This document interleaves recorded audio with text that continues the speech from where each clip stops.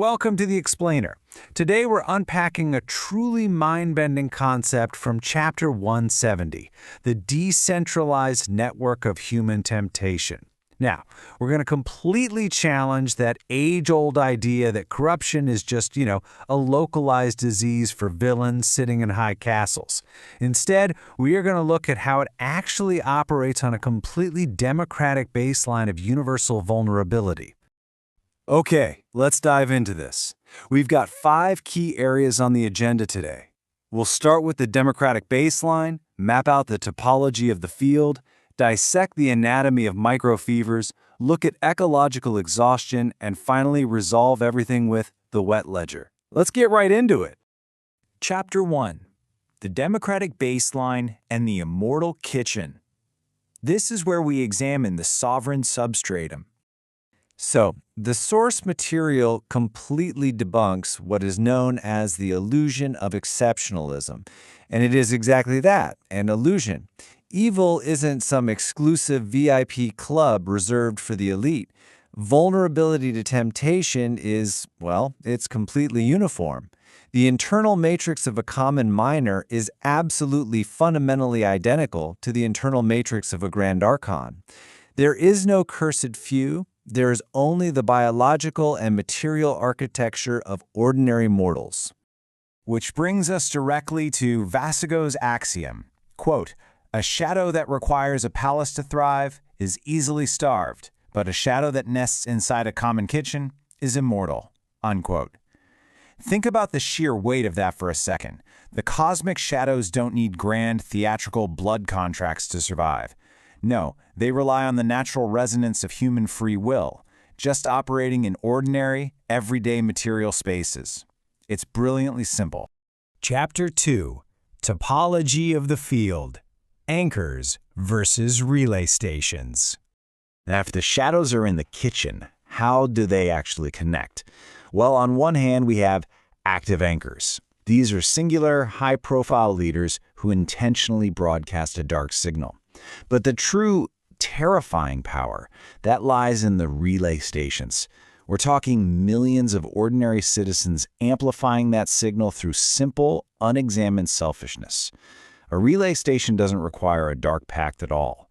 It literally just requires a clerk pocketing a little extra bread or a soldier repeating a rumor.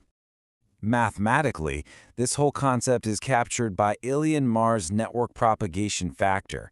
Because the network is deeply decentralized, even a microscopic rise in our everyday common vulnerability causes the whole system's power to scale geometrically. To put that into perspective, just one tiny shift in choices multiplies exponentially across an entire continent. So what does this all mean? It means the ultimate strategy here isn't a massive dark army that you can just go out and fight with a sword. It's decentralized corrosion. The shadow's weight is perfectly distributed across millions of our unexamined routine thoughts.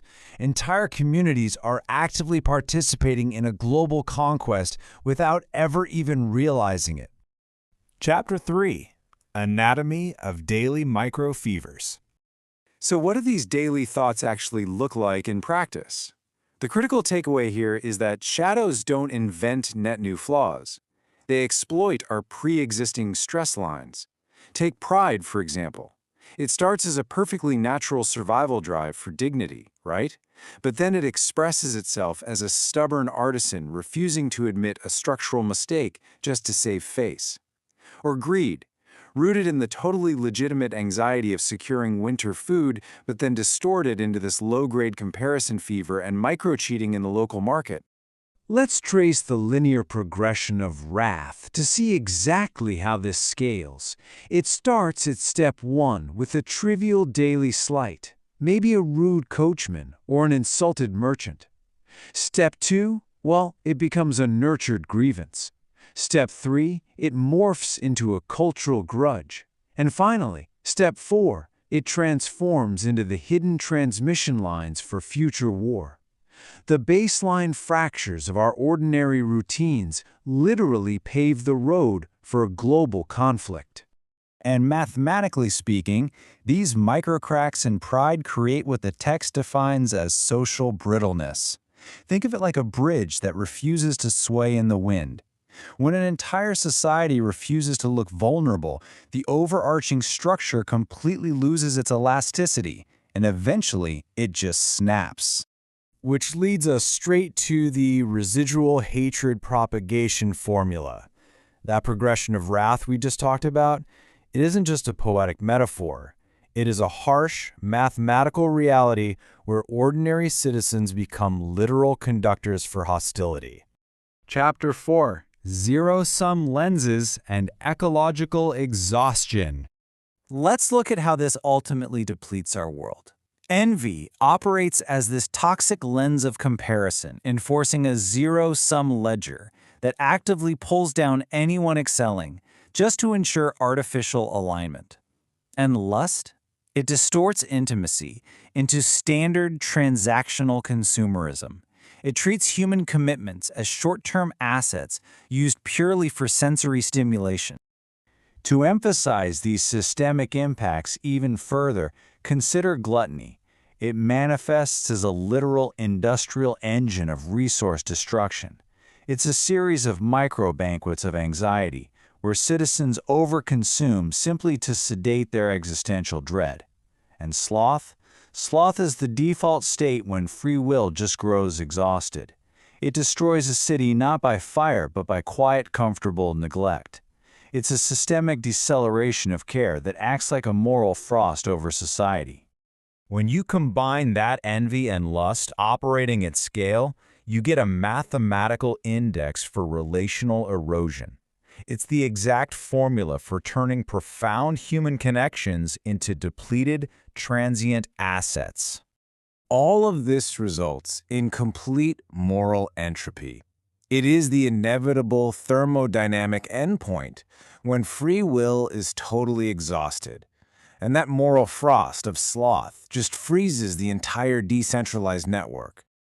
Chapter 5: The Wet Ledger and Decentralized Awakening. So, if the system is completely frozen, how do we actually thaw it? Well, the geometry of awakening is completely horizontal.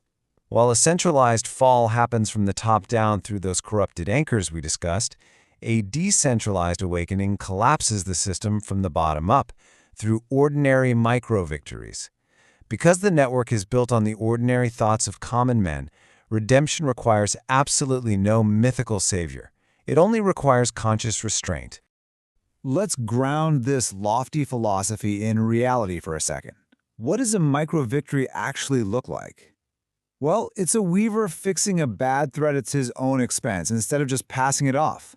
It's a common foot soldier choosing to stop a hateful rumor rather than repeating it to his ranks. These incredibly small acts of conscious restraint serve as literal physical circuit breakers in the network. They starve the overarching shadow of its transmission medium. Once enough of these circuit breakers are activated, you hit the critical awakening density formula. This equation demonstrates the exact mathematical threshold required across the decentralized grid to reverse the valence, or the negative charge of the shadow, collapsing the dark field entirely. We close this structural analysis with Belial's cosmic verification from the frozen gray wastes. He states, quote, "The ledger remains permanently wet, signed anew by every soul in every generation," unquote. The balance sheet of human free will isn't written in stone. Because temptation is wired directly into our baseline biology, that ledger updates with every single heartbeat. So I want to leave you with this provocative question to consider today. What small, unexamined daily choice are you making right now that acts as a relay station for the network? The baseline is democratic, which means your ordinary routines are the very infrastructure of the system itself. Thank you so much for joining me for this explainer. Keep questioning the baseline, and I'll see you next time.